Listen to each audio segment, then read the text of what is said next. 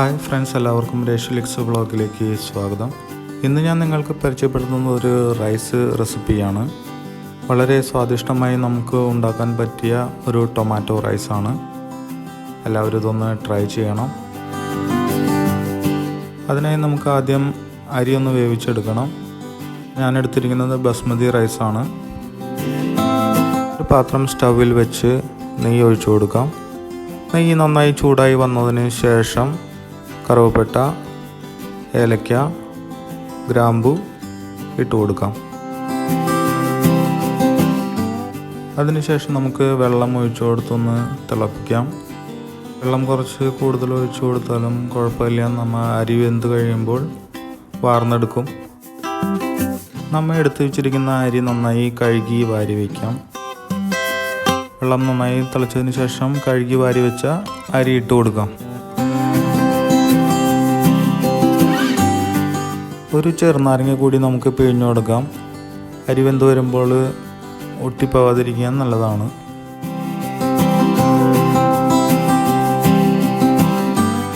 ചോറിലേക്ക് ആവശ്യമുള്ള ഉപ്പ് കൂടി ഈ സമയത്ത് നമുക്ക് ചേർത്ത് കൊടുക്കാം. ഉപ്പ് ചേർത്ത് കൊടുത്തതിന് ശേഷം നന്നായി ഒന്ന് ഇളക്കി നമുക്ക് പാത്രം മൂടി വെച്ച് വേവിക്കാം. അരി കൂടുതൽ വെന്ത് ചോറ് കുഴഞ്ഞു പോകാതിരിക്കാൻ പ്രത്യേകം ശ്രദ്ധിക്കണം. ഇനി നമുക്ക് ചോറ് ഒരു പാത്രത്തിലേക്ക് വാർന്നു വയ്ക്കാം.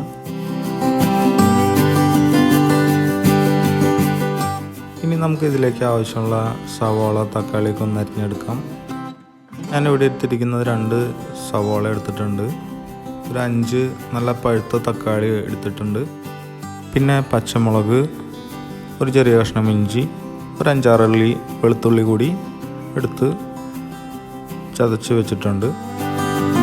കുറച്ച് കറിവേപ്പില കൂടി എടുത്ത് വെച്ചിട്ടുണ്ട്.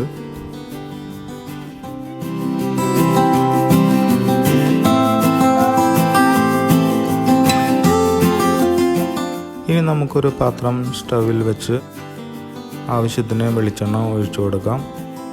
വെളിച്ചെണ്ണ നന്നായി ചൂടായി വരുമ്പോൾ കടുകിട്ട് ഒന്ന് പൊട്ടിച്ചെടുക്കാം.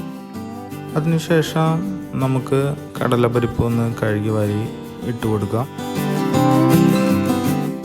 കടലപ്പരിപ്പ് ചെറുതായി ഒന്ന് ഫ്രൈ ആയി വന്നതിന് ശേഷം നമുക്ക് ചതച്ച് വെച്ചിരിക്കുന്ന ഇഞ്ചി, വെളുത്തുള്ളി ചേർത്ത് കൊടുത്ത് നന്നായി ഒന്ന് ഇളക്കി കൊടുക്കാം. ഇഞ്ചി പച്ചമുളകിൻ്റെ പച്ചമണം ചെറുതായി ഒന്ന് മാറി വരുമ്പോൾ നമുക്ക് അരിഞ്ഞു വെച്ചിരിക്കുന്ന പച്ചമുളക് ചേർത്ത് കൊടുത്ത് നന്നായി ഒന്ന് ഇളക്കിയെടുക്കാം.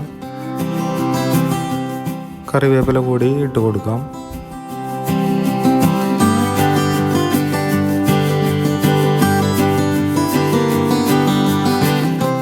എല്ലാം ഒന്ന് നന്നായി വഴന്നു വന്നതിന് ശേഷം നമുക്ക് അരിഞ്ഞു വെച്ചിരിക്കുന്ന സവാള ചേർത്ത് കൊടുക്കാം.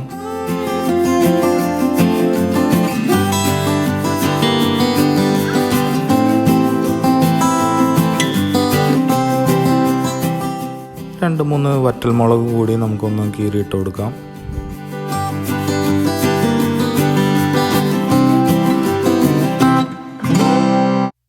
ഇപ്പോൾ സവാളയെല്ലാം നല്ല രീതിയിൽ വഴന്നു വന്നിട്ടുണ്ട്. ഇനി നമുക്ക് അരിഞ്ഞു വെച്ചിരിക്കുന്ന തക്കാളി കൂടി ചേർത്ത് കൊടുക്കാം.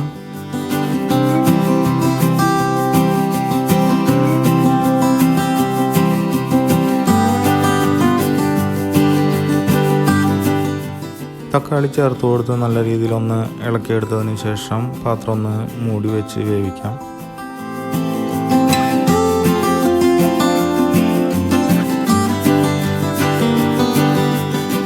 ഇപ്പോൾ തക്കാളി നല്ല രീതിയിൽ വാടി വന്നിട്ടുണ്ട്. ഇനി ഇതിലേക്ക് ആവശ്യമുള്ള മസാലപ്പൊടികൾ ചേർത്ത് കൊടുക്കാം. ആദ്യമേ നമുക്ക് 1/2 ടീസ്പൂൺ മഞ്ഞൾപ്പൊടി ചേർത്ത് കൊടുക്കാം.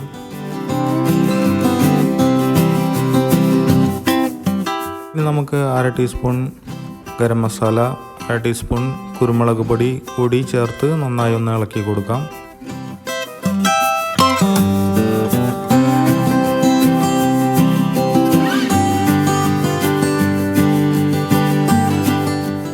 മുക്കാൽ ടീസ്പൂൺ മുളക് പൊടി കൂടി ചേർത്ത് കൊടുക്കാം.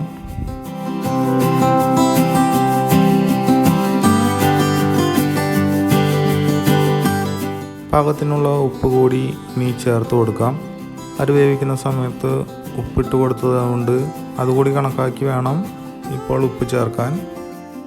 ഒന്ന് ഇളക്കി കൊടുത്തതിന് ശേഷം വാർന്ന് വെച്ചിരിക്കുന്ന ചോറിട്ട് കൊടുക്കാം. എല്ലാം ഒരുമിച്ച് ഇടാതെ കുറച്ച് കുറച്ചായി ഇട്ട് കൊടുത്ത് ഇളക്കി മിക്സ് ചെയ്തെടുക്കണം.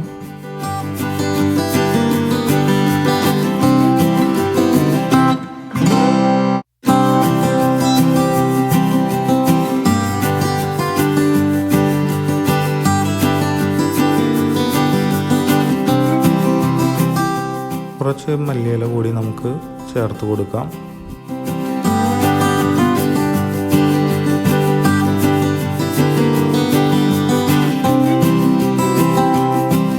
നമ്മുടെ സ്വാദിഷ്ടമായ തക്കാളി ചോറ് റെഡി ആയിട്ടുണ്ട്. എല്ലാവരും ഈ റൈസ് റെസിപ്പി ഒന്ന് ട്രൈ ചെയ്യണം.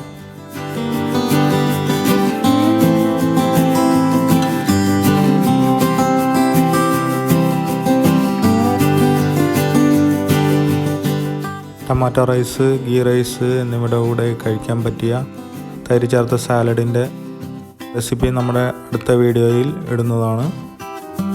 ഞങ്ങളുടെ റെസിപ്പീസ് ഇഷ്ടമായാൽ ഞങ്ങളുടെ വീഡിയോസ് ലൈക്ക് ചെയ്യാൻ മറക്കരുത്. Thank you for watching our video. ഞങ്ങളുടെ ചാനൽ ഇനിയും സബ്സ്ക്രൈബ് ചെയ്യാത്തവർ സബ്സ്ക്രൈബ് ചെയ്ത് ബെൽ ബട്ടൺ അമർത്തിയാൽ ഞങ്ങളുടെ പുതിയ വീഡിയോസിൻ്റെ നോട്ടിഫിക്കേഷൻ നിങ്ങൾക്ക് ലഭിക്കുന്നതാണ്. Thank U.